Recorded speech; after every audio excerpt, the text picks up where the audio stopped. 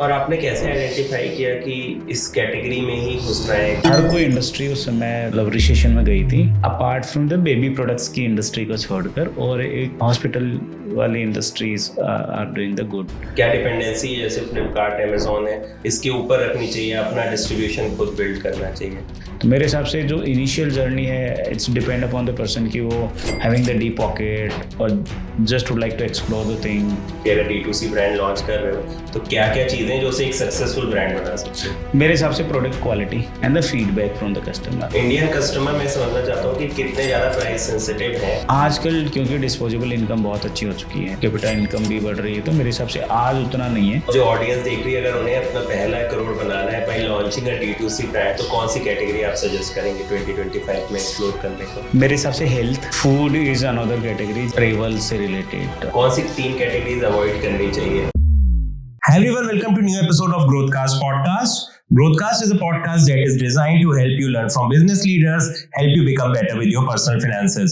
I will also like to talk about Salaried Club and Salaried Women Club. ये communities हैं जो मैं working professionals के लिए बिल्ड कर रहा हूँ, और यहाँ पे आप नेटवर्क कर सकते हैं, लर्न कर सकते हैं और जॉब रेफरेंस पा सकते हैं। इनको ज्वाइन करने का लिंक भी डिस्क्रिप्शन में है। Let's start today's episode. Hi Shishdi, welcome to Growthcast podcast and thank you so much for taking out time. सबसे पहले मैं आपसे अंडरस्टैंड करना चाहूँगा what is your entrepreneur journey और आपने कब स्टार्ट किया? So I think thank you so much Shashank for giving me an opportunity. और मैं बता रहा हूँ कि अपनी जर्नी हमने कैसे स्टार्ट की और आज इस मुकाम पे हम पहुँचे हैं, तो उसके अंदर क्या क्या हमने किया, क्या क्या हर्डल्स आए, क्या क्या अच्छी चीज़ें हुई, क्या क्या चैलेंज आए जो हमने सरपास किए एंड ऑल राइट। सो मेरा नाम शीश खरीशिया है और मैं राजस्थान के एक छोटे से गांव से बिलोंग करता हूँ। मैंने अपनी एंटरप्रेन्योर जर्नी 2013 से स्टार्ट की थी when I was working somewhere. और मैंने देखा कि यार बेबी प्रोडक्ट्स के अंदर बहुत सारी ब्रांड्स जो इंडिया के अंदर काम कर रही हैं, वो सारी की सारी इंपोर्ट करके कर रही हैं। तो मैंने कहा कि यार क्यों यार इंपोर्ट वाली ब्रांड्स इंडिया के अंदर आके सेल कर रही हैं। तो मैंने कहा कि I will make something which is made in India for global. So 2013 से इस तरीके से मैंने अपनी जर्नी स्टार्ट की थी। और आपने कैसे आइडेंटिफाई किया कि इस कैटेगरी में ही घुसना है? क्या रिसर्च गई उसके पीछे? क्या कैटेगरी की अंडरस्टैंडिंग कैसे डेवलप की और फिर कैसे लॉन्च किया? शुरुआती दिनों के बारे में अगर आप बताओगे तो। हाँ, मैं बताना चाहता हूँ कि बहुत इंटरेस्टिंग फैक्ट ये है कि 2008 में जब when I did my MBA, तो उस समय रिसेशन आया था बहुत भयंकर वाला। हाँ। तो हर कोई इंडस्ट्री उस समय मतलब रिसेशन में गई थी, apart from the baby products की इंडस्ट्री को छोड़कर, और एक उस समय हॉस्पिटल वाली industries are doing the good. So I think यार मेरे को भी कुछ सराउंडिंग करना है। तो उस समय मेरे मन में एंटरप्रेन्योरशिप की जर्नी नहीं थी बिल्कुल भी। मुझे था कि यार इस कैटेगरी में मुझे काम करना है, तो कभी कोई रिसेशन आएगा तो मुझे कोई दिक्कत नहीं आएगी, kind of the thing.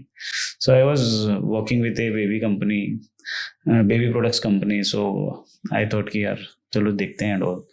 So when I was into the marketing, so when we were into the market, so shopkeepers from the India into the like कि across the Delhi NCR के अंदर जब हम जाते थे तो important brands वाले, because I was working with a company which is having the important products, तो उनको चैलेंज नहीं आता था। लेकिन जो कुछ मेरे सामने कुछ सेल्स पर्सन आते थे जो ये कहते थे ये इंडिया की ब्रांड है, इंडिया में मैन्युफैक्चर्ड है, तो दुकानदार डिनाई करते थे कि यार नहीं, इम्पोर्टेड प्रोडक्ट्स हैं तो हम रख लेंगे। तो I was feel very bad कि यार ऐसा क्यों, मतलब इट्स नॉट गुड।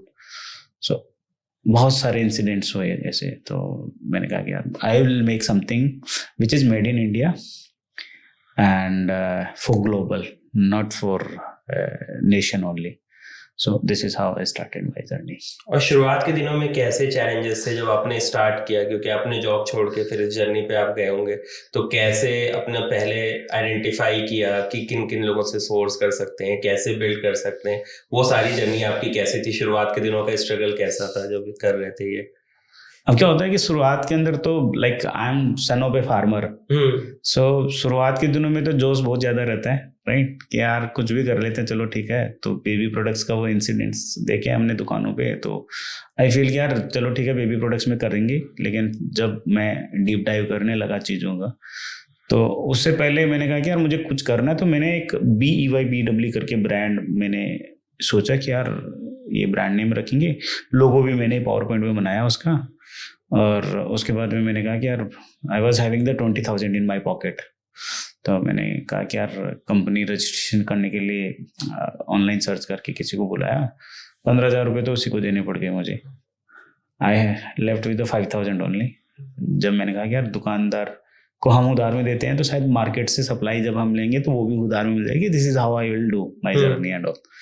मार्केट में क्या था कि आप कौन, तो काइंड ऑफ लाइक एडवांस पैसा चाहिए and all. So somehow I am able to manage 50,000 rupees इधर उधर से किया। मैंने कन्विंस किया सामने वाले को कि 50,000 रुपये का माल दे दो, नहीं तो 2-2.5 लाख से नीचे का कोई ऑर्डर ही नहीं ले रहे थे। मैंने वो लिया और उसके बाद में जहाँ मैं रहता था वहीं पर मैंने 2 BHK एक और रूम लिया उधर रेंट के लिए। उसी के अंदर आके कटिंग स्टिचिंग एंड सबसे पहले मैंने बेबी बेडिंग प्रोडक्ट्स स्टार्ट किए थे। तो वो प्रोडक्ट आइडेंटिफाई इसलिए किया था कि बहुत सारी कैटेगरीज को एक्सप्लोर किया मैंने बेबी के अंदर ही, विद इन बेबी सब कैटेगरीज को। तो मुझे लगा कि यार ऐसी कौन सी ब्रांड है जो सिंगल प्रोडक्ट पे सर्वाइवल कर रही है अक्रॉस द नेशन। तो बहुत सारे थे जो प्लास्टिक्स में बहुत सारी शीट्स आती थी। मैंने कहा कि यार ये वाला कैटेगरी यदि मैं कुछ इनोवेशंस करके कुछ करूं तो मेरे हिसाब से इस कैटेगरी में मैं सिंगल प्रोडक्ट के साथ में मैं एंट्री कर सकता हूँ। उसके बाद में I will add the additional products and all. तो बेबी और ड्राई शीट्स हमने लॉन्च की थी 2013 में सबसे पहले। तो this is how we launch our first product. Got it. अगर आज की डेट में किसी को करना है तो आप क्या सजेशन देंगे कि किस तरह से जाना चाहिए, कैसे आइडेंटिफाई करना चाहिए, और क्या डिपेंडेंसी जैसे फ्लिपकार्ट अमेजोन है इसके ऊपर रखनी चाहिए, अपना डिस्ट्रीब्यूशन खुद बिल्ड करना चाहिए? सो स्टार्टिंग में ना बहुत सारे मिस्टेक्स करते हैं। हर एंटरप्रेन्योर का एक माइंडसेट होता है, एक जर्नी होती है। हमने भी स्टार्टिंग में कहा कि ऑनलाइन नहीं जाना, हमें ऑफलाइन जाना है। तो मैं अकेला वन मैन आर्मी था और मैंने ऑफलाइन में प्रोडक्ट सेल्स की। तो सेल तो होने लग गए थे, बट पेमेंट आना it's very tough again. So again मतलब कि क्या किया जाए एंड ऑल। सो 2013 कंप्लीटली ऐसे निकला कि मैं ऑफलाइन में एफर्ट मारता रहा अपनी गट फीलिंग पे एंड ऑल, और कुछ हाथ में नहीं आ रहा था एंड ऑफ द डे। 2014 के अंदर मेरे एक फ्रेंड ने सजेस्ट किया कि यार तुम ऑनलाइन क्यों नहीं ट्राई करते। मैंने कहा यार पता नहीं कैसा रहता है all, and I was not having the background of the e-commerce and all online. So 2014 में I list my products on the eBay. I got my first order in the January, last week of the January, around 295 और 285 के something हो गया, या 265 था ये। तो अचानक ऑर्डर आया, मैंने उसको पिक किया, पैक किया और शिप कर दिया।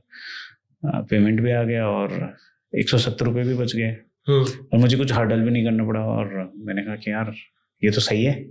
सो दिस इज हाउ लाइक हमने अपनी जर्नी में बहुत सारी चीज़ें मिस्टेक्स की, फिर उनसे सीखा, फिर मैंने थोड़ा ऑफलाइन थोड़ा स्लो डाउन किया, फिर ऑनलाइन फोकस किया, फिर अमेजोन के साथ में, फिर फ्लिपकार्ट के साथ में। तो उस समय they are investing money heavily into the like for growing their categories and all.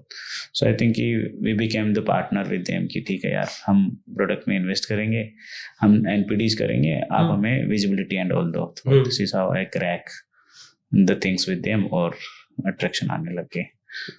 सो आज भी अवेलेबल है, बहुत मास कस्टमर है Amazon, Flipkart, Myntra, Meesho and other channels पे।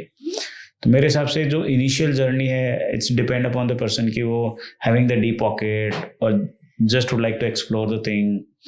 तो डिफरेंट माइंडसेट कि मेरे को D2C में इन्वेस्ट करना है या वाया D2C जाना है या वाया मार्केट प्लेस जाना है।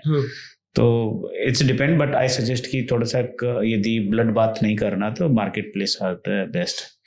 वहाँ पर एक अच्छा प्रोडक्ट, क्वालिटी प्रोडक्ट यदि लॉन्च करते हैं तो मेरे हिसाब से उससे बेटर कुछ नहीं है। और अगर आज की डेट में D2C ब्रांड किसी को बनाना है तो जनरली लोग कहते हैं यार मार्केटिंग का पूरा प्ले है, आपको लाना पड़ेगा प्रोडक्ट और सिर्फ मार्केट करने पे ही ब्रांड अलग हटेगी। तो ये थॉट प्रोसेस आप भी रेजोनेट करते हैं या आपका थॉट प्रोसेस थोड़ा डिफरेंट है कि अगर D2C ब्रांड लॉन्च कर रहे हो तो क्या क्या चीजें जो उसे एक सक्सेसफुल ब्रांड बना सकते हैं? मेरे हिसाब से product quality and the feedback from the customer, whatever which we are getting, right? Feedback बहुत important होता है। तो स्टार्टिंग से जब हमने प्रोडक्ट लॉन्च किया तो सबसे, क्योंकि we were into the category baby category, बहुत टफ है बेबी कैटेगरी में क्रैक करना, क्योंकि जब if it is about our childrens ना, तो we are more conscious while we are buying any products. So उस सिचुएशन में क्या होता है कि the customer will see the quality first. Right. और हम उस कैटेगरी में अपने स्टेप इन कर चुके थे कि जिस कैटेगरी में इतने चैलेंज थे, इतने इम्पोर्टेड ब्रांड्स थे, वेल नोन ब्रांड्स थे, जो पूरे across the world they were leading into the category. तो मैंने कहा कि यार हमें क्वालिटी रखना है, और this is how we launch the premium brand with the quality, because वो कॉस्ट इनकर नहीं हो पा रही थी. आफ्टर 2 year वी फील कि यार इकोनॉमिकल एक ब्रांड भी हमें लानी पड़ेगी फॉर मोर पेनिट्रेशन. तो that this is how we launch OYOBB brand in 2015 with the similar kind of the products into the baby category only. तो उससे हमें अट्रैक्शन मिला कि ठीक है, इंडिया के अंदर है ना, प्रीमियम भी उतना नहीं चलता. आप क्वालिटी दे रहे हो, लेकिन प्रीमियम में गए तो फिर वो ब्रांड पोजिशनिंग तो अच्छी हो जाती है, लेकिन सेल्स ही नहीं आ पाती. उन्हीं प्रोडक्ट्स को, क्वालिटी को मेंटेन करते हुए, बिकॉज 2 साल में अच्छी खासी एक्सपर्टीज आ चुकी थी हमारे पास में प्रोडक्ट्स को लेकर, तो हमने एक इकोनॉमिकल ब्रांड पोजिशनिंग पहली वाली ब्रांड को डिस्टर्ब किए बिना हमने लॉन्च किया. तो वहाँ पर अट्रैक्शन आने लग गया, क्वालिटी हम वही देते गए, sale jumping. So this is how we launch की यार, क्वालिटी मैटर्स, और ब्रांड भी बिल्ड हो जाते हैं स्लोली, बट पेशेंस रखना बहुत जरूरी है. प्राइसिंग का कितना बड़ा रोल रहता है इसके अंदर, कि प्राइस इंडियन कस्टमर, मैं समझना चाहता हूँ कि कितने ज्यादा प्राइस सेंसिटिव हैं, और आपको क्या लगता है कि प्राइसिंग का बहुत बड़ा प्ले होता है क्या इन मेकिंग श्योर कि आपकी ब्रांड स्केल अप कर रही है? पहले बहुत होता था, आजकल नहीं है उतना. पहले प्राइसिंग सेंसिटिव इतने थे कि आप 200 रुपए की चीज यदि 150 में भी दे रहे हो तो कस्टमर बहुत सोच समझ के खरीदता था. आजकल क्योंकि डिस्पोजेबल इनकम बहुत अच्छी हो चुकी है, और अभी रिसेंट में जो इनकम टैक्स के स्लैब्स में चेंजेस हुए हैं, तो मेरे हिसाब से पर कैपिटल इनकम भी बढ़ रही है. तो मेरे हिसाब से आज उतना नहीं है, पहले बहुत ज़्यादा था जब हमने जर्नी स्टार्ट की थी. तो समझ गया. मतलब पहला ये कि अगर आप लॉन्च कर रहे हो तो एक तो ऑनलाइन पे फोकस करो, क्वालिटी पे फोकस करो, प्राइसिंग की सेंसिटिविटी अभी उतनी ज्यादा नहीं रह गई है. अगर आप सही प्रोडक्ट सही क्वालिटी के साथ ला रहे हो तो हो सकता है. एक चीज और जिस पे ब्रांड डिफरेंशिएट करती है थोड़ा, वो पैकेजिंग के अराउंड होता है. तो आपने कैसे ये पैकेजिंग वाला पूरी चीज को क्रैक किया, और कुछ टिप्स जो आप ऑडियंस को देना चाहोगे in terms of packaging? Packaging से ब्रांड का पोजिशनिंग क्रिएट होता है, मैटर करता है लॉट. बट इवन आपको ये भी ध्यान में रखना पड़ेगा कि बिकॉज ऑफ द पैकेजिंग आपकी प्रोडक्ट की कॉस्ट इतनी तो अपनी चली गई कि कस्टमर उसके लिए रेडी टू पे नहीं है. Yes, right. सो मेरे हिसाब से वो बहुत ही निश मार्केट हो जाता है. स्टिल इंडिया के अंदर 80%, more than 80% would like to buy the best product. Because of that, Meesho आज उसका रियल एग्जांपल है सबके सामने कि प्राइस सेंसिटिव है इंडिया, और वैल्यू फॉर मनी देना पड़ेगा आपको, राइट. एक आफ्टर ए पीरियड, मतलब there is a brand positioning which is created by the brands. तो आई थिंक वो उसके बाद में ब्रांड लॉयल्टी, बट स्टिल 8-10 साल का टाइम चाहिए. Got it. और आपने हाउस ऑफ ब्रांड्स बिल्ड कर रखी है, तो इसके अंदर अभी कौन कौन सी ब्रांड है, और हर ब्रांड किस किस कैटेगरी में ऑपरेट कर रही है?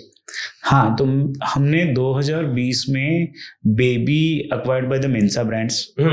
तो उसके पहले हमने 2-3 ब्रांड हमने लॉन्च कर ली थी बेबी कैटेगरी में, OYOBB. उसके बाद में new wish into the beauty and the personal care, having huge marketing spend if I compare with other brands. Then उसके बाद में एक्विजिशन के बाद में we have some restrictions on our OYOBB में कि कुछ पे product category we were not able to launch. वो अगली साल से हम लॉन्च कर देंगे सारी कैटेगरीज. तो उसके बाद में हमने होम एंड फर्निशिंग में गद्दा को ब्रांड हमने लॉन्च किया, जिसके अंदर सारे के सारे home and furnishing mattress, protector mattresses, pillows and all, memory foam pillow and all. एक रेडको ब्रांड है जो सेफ्टी एंड इलेक्ट्रॉनिक्स के अंदर है, हेडफोन्स एंड ऑल. इसके अलावा कॉर्बेल है जो कंज्यूमर इलेक्ट्रॉनिक्स में है, एंड हेल्थ प्रोडक्ट्स में है, जहाँ पर nebuliser and all, so which we are having. So this is how we are having the 6 brands with us. हर ब्रांड एक दूसरे से कंप्लीटली थोड़े डिफरेंट टेंजेंट में, तो आप ये आइडेंटिफाई कैसे करते हैं कि यार इस वाली कैटेगरी में चलो जाते हैं, कंज्यूमर डिमांड देखते हैं, मार्केट साइज देखते हैं, क्या रहता है आपका फ्रेमवर्क इस डायरेक्शन में आइडेंटिफाई करने का? हाँ जी, मैं बताता हूँ कि हमारा एक ब्रांड है एमोराइट, पेट कैटेगरी में है. So like we were into the baby category. वो थोड़ा इमोशनल कनेक्ट भी होता है, क्वालिटी कॉन्शियस भी होते हैं. तो मैं बहुत सारे प्रोडक्ट हमने जैसे लॉन्च किए तो हमारे कस्टमर केयर पे फीडबैक आते हैं कि और हम मार्केटिंग भी करते हैं तो कहते हैं कि we are the pet parents, we don't have the babies. So this is how they approach us कि यार आप बेबी प्रोडक्ट्स इतना अच्छा कर रहे हो, ऑटोमेटिकली रील बना रहे हैं सेलिब्रिटीज हमारे प्रोडक्ट्स को लेकर कि ये गिफ्ट किया हमने, भारती ने रील बनाई हमारे एक प्रोडक्ट की. सो this is how the consumer will start talking about our brand ki yaar I am not not having the मतलब human baby, but I am the pet parents. So this is how they call them, I am the pet parents. So why don't you launch some products into the pet category? So this is how we launched the OUVP product, Amorite products into the pet care category. तो ये ऐसे ही brand जुड़ती गई. उसके बाद में home and furnishing में हमारा जो बेडिंग रेंज है बेबी कैटेगरी में OUVP ब्रांड के अंदर, तो लोगों ने हमें अप्रोच किया कि आप बेड शीट्स क्यों नहीं लॉन्च करते, हमारे लिए भी क्यों नहीं करते, बड़े बेड्स के लिए क्यों नहीं करते, मैट्रेस प्रोटेक्टर आप लॉन्च करो ताकि आपकी जो ड्राई शीट्स होती हैं वो थोड़े से small part of the bed को कवर करती हैं, mattress protector will cover entire bed. So this is how we jump into the home and furnishing में. फिर हमने मुकेश खन्ना सर को हमने as a brand ambassador enrol भी किया उसके अंदर. So this is how consumer से इंसाइट लेके उसको मार्केट से मैप करके उस पर्टिकुलर कैटेगरी में आप चलते चले गए. हाँ जी. तो हमारा टारगेट है 10 ब्रांड्स, क्योंकि हमारे पास में 6 ब्रांड है. Each and every brand is the profitable और ग्रोइंग YoY अराउंड 30-40 और 70 और 100% इवन. तो मेरे हिसाब से it's good to have house of brand और उसका बहुत सारे बेनिफिट्स भी हैं. राइट. आपने होम फर्निशिंग की बात की. होम फर्निशिंग में अगर देखते हैं तो अभी अगर मैं मेट्रो सिटीज की बात करूं, मेजरली लोग होम सेंटर की तरफ देखते हैं, या तो फिर आपका जाते हैं डेन्यूब या बाकी आपके दूसरी भी जगह रहती हैं, तो ये भी आपके प्लेसेस डिस्ट्रीब्यूशन के पॉइंट ऑफ व्यू से आप देखते हैं, या डिस्ट्रीब्यूशन अभी उस कैटेगरी में भी आपका ऑनलाइन है या आप ऑफलाइन भी बिल्ड कर रहे हो? हाँ जी, ऑफलाइन का हमारा प्लान है गद्दा को के एक्सक्लूसिव स्टोर लाने का, बट मेरे हिसाब से down the line 6 month plus पे लाएंगे हम. अभी हम कैटेगरी में प्रोडक्ट असॉर्टमेंट हम बढ़ा रहे हैं. लाइक हम अपने पिल्लो सारे रेंज हमारे पास में है, बेड शीट्स हम लॉन्च कर रहे हैं, door, comforter and all, and the mattress. ये भी ऑनलाइन डिस्ट्रीब्यूशन? हाँ, ऑनलाइन डिस्ट्रीब्यूशन है. हमारी खुद की D2C साइट भी है along with the market places, और बहुत सही मतलब पिकअप हो रहा है. आपको लगता है कि दोबारा से वो आ रहा है सीजन ऑफलाइन का भी, कि लोग ऑनलाइन तो रहेंगे, ऑफलाइन में भी एक्सपीरियंस देने के लिए शॉप्स लॉन्च होना शुरू होंगी? जैसे मिंत्रा की कुछ ब्रांड्स हैं, रोडस्टर, उन्होंने अपने स्टोर भी बना दिए. तो आपको लग रहा है कि ऑफलाइन वाली चीज धीरे धीरे वापस आ रही है थोड़ी बहुत, online brands going into offline mode also? Slightly थोड़ा, but because of the covid तो पूरा एक बार बंद ही हो गया था ऑफलाइन का. पूरा परसेप्शन चेंज हो गया था. अब लोग है ना घरों से बाहर निकलना स्टार्ट करते हैं वापस कि नहीं यार मुझे मार्केट में जाके शॉपिंग करना है. 2 प्रकार की शॉपिंग होगी. एक तो कि क्विक बाइंग, कि मेरे को तुरंत अभी ऑर्डर करना है, अभी मेरे को क्विक कॉमर्स वाला बहुत फैंटास्टिक आई थिंक. और दूसरा ये है कि यार मेरे को बाहर ही निकलना है घर से. ठीक है, सो वो कंज्यूमर माइंडसेट हो रहा है. और आई थिंक ये एक्सपीरियंस सेंटर बनाना ब्रांड्स के लिए एक ब्रांड बिल्डिंग एक्टिविटीज भी है अलॉन्ग विद दैट, कि रियल कंज्यूमर एक्सपीरियंस भी कंज्यूमर्स को देना कि ये प्रोडक्ट है टच एंड फील वाला. राइट. आप क्विक कॉमर्स की आपने बात की, ये आप अपनी कैटेगरी में प्ले देख रहे हैं क्या इसका, कि लोग ये 10 मिनट और 15 मिनट में इन सारे जो प्रोडक्ट्स आप ऑफर करते हैं इसकी भी डिलीवरी के लिए डिमांड है काफी? हाँ जी, हम जेप्टो में हम देख पा रहे हैं हमारी OUVP ब्रांड, जो तो ऑलरेडी मतलब मेरे हिसाब से बहुत ही क्विक कॉमर्स की बहुत ही मतलब नीश कैटेगरी फिट होती है कि हाँ यार ये category will be having the huge growth into the quick commerce. तो OUVP में भी वी आर एबल टू सी, और होम एंड फर्निशिंग में भी वी आर एबल टू सी कि हाँ जैसे पिल्लोज हैं तो पिल्लोज तुरंत चाहिए कि चलो रात को नींद नहीं आ रही, पिल्लो चेंज करके देखते हैं. Right. So this is how. नहीं, आपकी जर्नी एज एन एंटरप्रेन्योर में टच करना चाहूंगा कि अभी कितनी हेक्टिक है, किस तरह से आप अपना वर्क डेलीगेट करते हैं, और क्योंकि ब्रांड बनाना वो खुद में एक बहुत बड़ा आपका मेमोर टास्क टाइप का है कि आपका बहुत टाइम एनर्जी जाती है, फिर अगर हाउस ऑफ ब्रांड्स है तो हर ब्रांड को ट्रैक करना, कैसे परफॉर्म कर रहे हैं, तो it will be very challenging on you. So आप कैसे अभी टाइम निकालते हैं, कैसे अपना दिन डिस्ट्रीब्यूट करके रखते हैं? किसी ने मतलब मैंने सुना था पहले भी, और मैं इस पे बिलीव भी करता हूँ कि आपको यार 100-200 करोड़ का आदमी बनना है ना, तो आपको 10 साल तक है ना बिना कुछ सोचे समझे मेहनत करनी पड़ेगी, और ज़बरदस्त मेहनत करनी पड़ेगी। So I think I follow that. और घड़ी में टाइम देखकर काम मैं कभी नहीं करता। मैं सुबह 8 बजे 8:30 बजे भी ऑफिस पहुंच जाता हूँ, और 10-11 बजे भी पहुंचता हूँ। बट जब काम करता हूँ तो सिर्फ और सिर्फ उसकी डायरेक्शन में सोचता हूँ कि चीज़ें फिक्स कैसे की जाएं, यदि कुछ इधर उधर है तो। यदि आप डेली 1-2 चीज़ें फिक्स करते रहेंगे तो जो एरर्स हैं बहुत कम हो जाएंगे। और right team selection, right team building is the very key factor for growth of any of the startup, right? So I think कि सेल्फ फंडेड से हम 100 करोड़ के GMV पे हम ले आए, और ये साल हम 200 करोड़ के GMV पे जा रहे हैं। तो उसमें टीम का एफर्ट, और आई थिंक पॉजिटिव माइंडसेट, और टीम में कोई लो फील कर रहा है तो उसको फिर वो रीजन आइडेंटिफाई करके उसको फिक्स करना, तो बहुत सारी चीजें हैं वो मेरे हिसाब से। आपने बताया 200 करोड़ का, तो अब जो ऑडियंस देख रही है, अगर उन्हें अपना पहला करोड़ बनाना है bye launching a D2C brand, तो कौन सी कैटेगरी आप सजेस्ट करेंगे 2025 में एक्सप्लोर करने को? मेरे हिसाब से हेल्थ बहुत अच्छी कैटेगरी है। हेल्थ कॉन्शियस होते जा रहे हैं। फूड इज अनदर कैटेगरी जहाँ पर मतलब वो हेल्थ से रिलेटेड हो गया कि ठीक है कि हेल्थ मेरी अच्छी रहेगी एंड ऑल। तीसरी है मतलब ट्रेवल से रिलेटेड बहुत लोग एक्सप्लोर कर रहे हैं। पहले तो आउटडोर से रिलेटेड गुड्स बहुत कम सोल्ड होती थी। मेरे हिसाब से ये कैटेगरी बहुत अच्छी मूव कर रही है। और कौन सी 3 कैटेगरीज अवॉइड करनी चाहिए जो आप सजेस्ट करेंगे कि बहुत अभी कंपटीशन काफी बढ़ गया है तो डिफिकल्ट होगा? मैं ऐसा तो नहीं कहूँगा कि अवॉइड करनी चाहिए, थोड़ा सा कॉन्शियस होना चाहिए। कॉन्शियस होना चाहिए मेरे हिसाब से। एक तो ब्यूटी कैटेगरी में बहुत हेवीली मार्केटिंग स्पेंड है। हाँ, तो वहाँ पर ब्लड बाथ बहुत ज़्यादा होता है। तो जो इनिशियली यदि उसके अंदर एंट्री आप कोई करते हैं, एंट्री बैरियर बहुत बड़ा। हाँ, एंट्री बैरियर बहुत बड़ा हो गया कि आपको you need to fight with the brands which are having very deep pockets.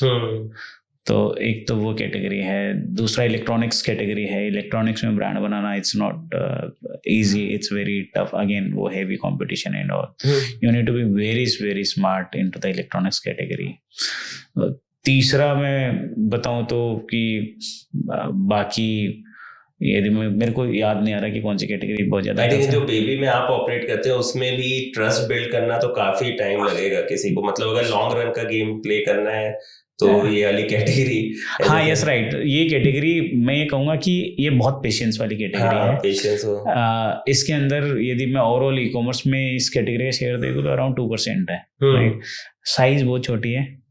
Brand banana after patience it's fantastic. इतनी आसानी से ब्रांड नहीं बन सकती, बिकॉज हमारी जर्नी इस कैटेगरी को से स्टार्ट होकर हम आज जिस स्टेज पे हैं इस कैटेगरी की देन है। तो मैं ये नहीं कहूँगा कि ये कैटेगरी बहुत नहीं घुसना चाहिए। मेरे हिसाब से आना चाहिए, बट आपको पेशेंस रखना, पेशेंस के साथ में आना चाहिए। इस कैटेगरी में मजा बड़ा आता है इस कैटेगरी में, because if you are building something और आपको वो प्रोडक्ट जब आप बिल्ड कर रहे हो, आपको ये ध्यान में रखना चाहिए क्या मैं ये अपने बेबी के लिए यूज कर सकता हूँ ये प्रोडक्ट्स। right. तो यदि आप, और वो कोई भी कैटेगरी में जाओ आप, राइट, यदि आपका वो माइंडसेट है तो मेरे हिसाब से आपको उस कैटेगरी में जाना चाहिए। आप सिर्फ और सिर्फ दूसरे का लाइफ स्टाइल देखकर, दूसरे की जर्नी देखकर उस कैटेगरी में जंप करना चाहते हो तो मेरे हिसाब से थोड़ा सा सोच समझ लेना चाहिए। हाँ, मतलब क्विकली तो पैसे कहीं नहीं बनेंगे, मेहनत करनी ही पड़ेगी at the end of the day. Yes, वो तो है ही। अगर मैं आपको बात करूँ पर्सनल लाइफ का, तो आप वर्क लाइफ बैलेंस कैसे मेंटेन करके चलते हैं? क्योंकि ये हेक्टिक रहता होगा काफी आपके लिए भी। ये हर एंटरप्रेन्योर के लिए रहता है। It's not easy, but I think कि आपको पार्टनर समझदार है तो सारी चीज़ें सॉल्व हो सकती हैं। और मेरे हिसाब से वर्क लाइफ बैलेंस, मैं इस चीज़ को, मैं स्टेटमेंट को मैं मानता ही नहीं हूँ।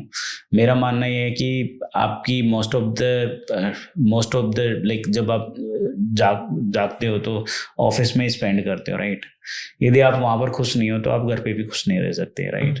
सो I think office became like a family and home became like a PG for most of the guys. तो वर्क लाइफ बैलेंस तभी अच्छा लगता है जब आप कोई भी काम करते हो बड़े ही मोटिवेटेड होकर करते हो, एनर्जी के साथ में करते हो, तो आप घर पे भी खुश रहते हो। और आप ऑफिस के अंदर लो फील करोगे तो वो नेगेटिव एनर्जी आपके पीछे है ना, घर जाने के बाद में छोड़ेगी नहीं वो आपको। सो आई थिंक वो आपको है ना डीमोटिवेटेड करते हैं। तो मेरा ये मानना होता है कि वर्क लाइफ बैलेंस कुछ नहीं है, आप एंजॉय करो जो कर रहे हो। आपकी जर्नी में कुछ ऐसे दिन आए होंगे जहाँ पे मोटिवेशन हाई रही होगी, या कुछ ऐसे दिन जहाँ पे एकदम ही मोटिवेशन लो हो गई होगी, तो वो लो वाले फेज से आप कैसे खुद को निकालते हो? लो वाले मोटिवेशंस बहुत सारे आए, लेकिन मेरे हिसाब से हर सिचुएशन को हमने अलग अलग तरीके से हैंडल किया। लाइक इनिशियली जब मैंने स्टार्ट किया तो मैं 2013 के अंदर मैंने एक फ्रेंड को बोला कि यार मेरे को 3 लाख रुपए दे दो, आप 10% इक्विटी ले लो मेरी कंपनी से। उसने कहा कि नहीं यार क्या चलेगा एंड ऑल। सो मुझे लगा कि यार मेरे ऊपर शायद कॉन्फिडेंस नहीं आ रहा, तो मतलब कुछ मैं गलत कर रहा हूँ या कुछ मैं सही नहीं हुई शायद एंटरप्रेन्योरशिप जर्नी में, तो उस समय लो फील किया था। उसके बाद में वो बंदा ही मेरे पास में आया था जब उसने बोला था 10 लाख ले लो, 1% भी इक्विटी दे दो काइंड ऑफ। तो मैंने उस समय डिनाई किया था उनको। तो बट दूसरा ये आया था कि हम ऑफलाइन के अंदर जब इनिशियली एंट्री फील की थी तो मैंने काफ़ी इधर उधर से पेमेंट ले रखा था, वेंडर्स का भी उधार हो रखा था। तो मतलब मार्केट में हम जाते थे तो 500 रुपये ले लो, 5,000 का ऑर्डर का माल जा रखा है और 500 रुपये ले लो और 5 बार में जाके लेके आओ या 10 बार में जाके लाओ। तो क्या यार क्या ही है यार, अपन इतनी मेहनत करके सब कुछ कर रहे हैं। और वो उनका चैलेंज, शॉपकीपर्स का challenge is the different challenge, but वो उसमें हम लो फील करते थे। कई बार ऐसा होता था कि रात रात को नींद नहीं आती थी, 2-2 दिन 3-3 दिन। तो ऐसा होता था कि यार इससे तो अच्छा है ना नौकरी कर लेते। फिर मैंने कहा कि यार मैं नौकरी भी इसी तरीके से करता हूँ जिस तरीके से मैं अपना बिजनेस कर रहा हूँ, तो मेरे हिसाब से वहाँ पर भी मेरे को नींद नहीं आती थी। तो मैंने कहा कि यार चैलेंज तो हर जगह है, जो जर्नी में आ चुके हैं शायद इसी को कंटिन्यू करते हैं। कई बार बैंक में बैलेंस नहीं रहता था, बिल्कुल जीरो हो जाता था। अरे वही एंटरप्रेन्योर की लाइफ पूरी बनाती है, ऊपर नीचे एकदम स्मूथ चलता रहेगा तो मतलब कुछ ना कुछ तो गड़बड़ हो रखी है कि इतना स्मूथ कैसे चल रही है चीजें। कई बार रॉन्ग हायरिंग्स बहुत बड़ा पेन दे जाती हैं at the senior level while you hire someone. Trust में आप हायर कर लेते हो, फिर आप उन पे सब कुछ बैंग ऑन करते हो, तो वहाँ पर भी लो फील करते हैं। लेकिन आई थिंक कि हर सिचुएशन से निकला जा सकता है पॉजिटिव माइंडसेट के साथ में। You need to have the positive mindset guy with you. I think कि वो सारी चीज़ें संभाल लेते हैं। मैं लास्ट फेज सर्टेन क्वेश्चन है मेरे पास। एक पहला क्वेश्चन ये कि आप इस इंडस्ट्री को किधर जाते हुए देख रहे हैं नेक्स्ट 2 से 3 साल में? किस टाइप के इनोवेशन होते दिख रहे हैं, या किस टाइप की चीजें हैं जो इस इंडस्ट्री में चेंज करेंगी, D2C इंडस्ट्री में या जिस इंडस्ट्री में आप ऑपरेट करते हैं? मेरे हिसाब से AI will play the role, और उसके अंदर भी वीडियो कॉमर्स आने वाला है। हाँ राइट, इंडिया के अंदर इतना आसानी से स्केल नहीं करेगा, but video commerce will play the big role. Even content marketing पहले से चल रही है, तो उसके अंदर ये ज़्यादा रोल प्ले करेगा। और मेरे हिसाब से वर्चुअल शॉपिंग्स, जो डिस्प्ले शॉपिंग्स जो कुछ कंट्रीज में सफल हुई हैं, मेरे हिसाब से वो भी स्टेप इन करेगा। काफ़ी कोरिया से इंस्पायर होके भी प्रोडक्ट्स आ रहे हैं इंडिया मार्केट में, तो ये आपको लगता है कि अलग अलग कंट्रीज के प्रोडक्ट भी धीरे धीरे आते जाएंगे अगले 2-3 साल में, या इस टाइप का ट्रेंड भी कैचअप करेगा कि इंडियंस वहाँ के प्रोडक्ट यूज कर रहे हैं? हाँ, लेकिन अभी है ना शिफ्ट हो रहे हैं बहुत सारी चीजें। जैसे कि पहले इंपोर्टेड ब्रांड्स खरीदते थे, अब प्राउडली लोग है ना मेड इन इंडियन ब्रांड्स लेते हैं राइट। और मेरे हिसाब से मुझे बहुत अच्छा फील होता है इस चीज़ को देखकर, क्योंकि हमारी जितनी भी ब्रांड्स हैं इसके अंदर कोई भी इम्पोर्टेड प्रोडक्ट्स नहीं है अभी तक, और 100 करोड़ का रेवेन्यू भी कर रहे हैं, प्रॉफिटेबल भी हैं। लोग कहते हैं कि इंडिया से सोर्स करेंगे तो वो क्वालिटी नहीं है, वो PNL नहीं बैठता है। मैं कहता हूँ हर चीज़ बैठती है, आप अपना माइंडसेट रखो। एंड हमने 2017 में हमने ग्लोबली भी स्टार्ट कर दिया था, US हमने बेचा था, जो ब्रांड एक्वायर हुई है उसका प्रोडक्ट्स। इंडिया की ब्रांड बाहर भी बिकती हैं, और बाहर के लिए डिस्ट्रीब्यूशन अभी Amazon का ही है कि वहाँ पे भी अलग अलग चैनल्स हैं जो आप यूज़ करते हैं? नहीं, अभी तक अमेजोन है, लेकिन हमारी पार्टनर्स से बात हो रही है कि पूरे ब्रांड्स के चैनल डिस्ट्रीब्यूशन हमने वॉलमार्ट में। नहीं, आपने काफी अच्छी प्लेबुक बना रखी है, अगर कोई भी ये देख रहा हो उसे समझ में आएगा कैसे स्टार्ट करना है, कैसे कैसे नए नए मार्केट टैप करना है।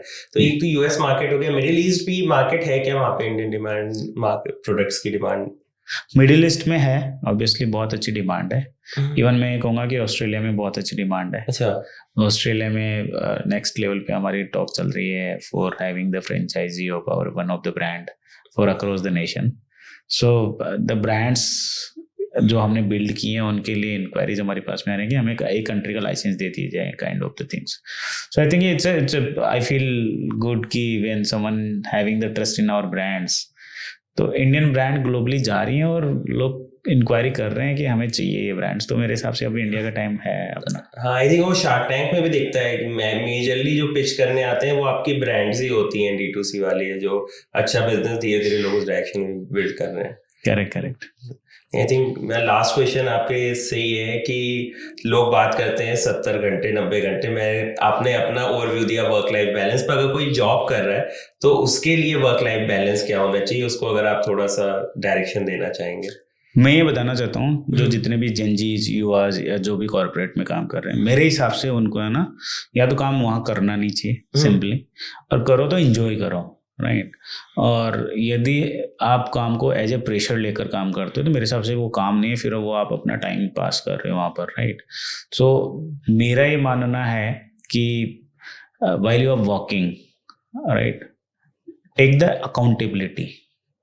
और मेरा एक फिलोसॉफी है जिसमें मैं काम करता हूँ, मैं मेरी टीम को बहुत खुश रखता हूँ, और उसके अंदर ये है कि मैं कहता हूँ कि यार आपको मैं इतना प्रेशर दूंगा, मतलब बहुत सारे कॉर्पोरेट में प्रेशर दिया जाता है और ऑफिस में रिजल्ट तो आ जाते हैं, लेकिन वो इतने टेंशन में रहते हैं कि उनको सेरोडोन खा के सोना पड़ता है घर में। तो मेरे हिसाब से मैं कहता हूँ कि यार आपको कोई सेरोडोन खाने की ज़रूरत नहीं है, राइट। और आप अच्छे से काम करो, आपको मन लगे, जब तक मन लगे तब तक काम करो, नहीं लगे तो ठीक है ना, चिल मारो। सो दिस इज हाउ। तो मेरे हिसाब से ऐसे ही कॉर्पोरेट्स को, सबको कॉर्पोरेट्स में हर जेनजीज को या हर जो कॉर्पोरेट में काम करते हैं उनको ये चीज़ों का ध्यान रखना चाहिए। हाँ, आप अकाउंटेबिलिटी लेके डिलीवर करने की अपनी टाइमलाइन रख लो और फिर उसके अकॉर्डिंग चलो, तो आपके ऊपर प्रेशर भी नहीं होगा। प्रेशर होता है तो कम्युनिकेट कर दो, बता दो कि थोड़ी सी दिक्कत हो रही है मेरे को। सेल्फ प्रेशर ले लो। हाँ, क्या होता है कि सेल्फ प्रेशर में कभी कोई टेंशन नहीं आती, वो प्रेशर जो दूसरी जगह से आता है उसमें टेंशन आती है। हाँ, तो यदि सेल्फ मोटिवेटेड रहोगे, सेल्फ ड्रिवन रहोगे और हर काम को अपना काम समझ के करो, चाहे तो आप गूगल में काम करो, फेसबुक में काम करो, कहीं पर भी काम करो, राइट, मेरे हिसाब से मजा आएगा, राइट। नहीं, थैंक यू सो मच। आपको huge congratulations, you are building a brand from India to the world and you are on a noble mission. Wishing you god speed and thank you so much for taking. Thank you, Sasank. Very nice to have word with you. Or I think you are creating some good content for the customers and the entrepreneurs. And I think it's appreciable. Thank you. If you like today's episode, then go ahead and subscribe to the channel and let me know in the comment section किस guest को हम next बुलाएं।